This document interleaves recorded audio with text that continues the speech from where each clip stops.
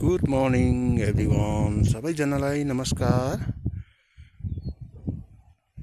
र आज हाम्रो छङ्गु एरियापट्टिको मौसमको जानकारी दिनु पर्दाखेरि आज छङ्गु उपत्यकामा धेरै नै मौसम खुल्ला छ र मौसम यस प्रकारको छ, तपाईहरुले देख्न सक्नुहुँदैछ। अनि रोड पनि बाटोमा हिउँ छैन हो, रोड कन्डिसन पनि धेरै राम्रै छ, तर रोड अलि जग्गा जग्गा चौडा कम्ती छ। र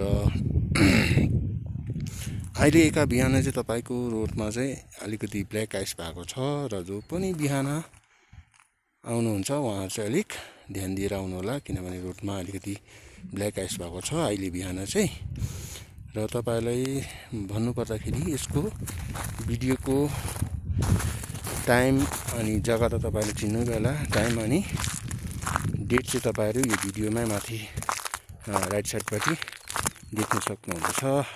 त्यही नै एक्ज्याक्ट टाइम हो यो भिडियो क्याप्चर गरेको। र तपाईहरुलाई यो जुन चाहिँ अहिले छङ्गु एरियापट्टि चाहिँ यो छङ्गु डाँडापट्टि चाहिँ अलिकति रोडको चौडा पनि अलिक कम्ती छ र अलिकति तपाईहरुलाई कहीँ अगाडि नै बाबा मन्दिर नत्र जानु पर्यो भनेदेखि नै तपाईहरुले अलिकति कुनै ठाउँमा अगाडिबाट गाडी आयो भने अलिकति आफैले नै चौडा जग्गामा साइड लगाएर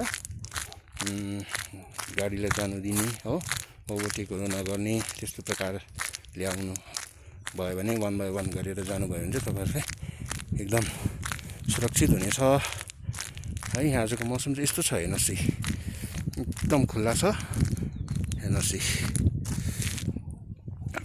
र रोडको कन्डिसन पनि यतिको छ, यो रोड कन्डिसन यतिको छ। तर यो रोडमा चाहिँ अहिले एका बिहानै जबसम्म घाम लाग्दैन तबसम्म चाहिँ यो रोडमा चाहिँ तपाईको ब्ल्याक आइस छ।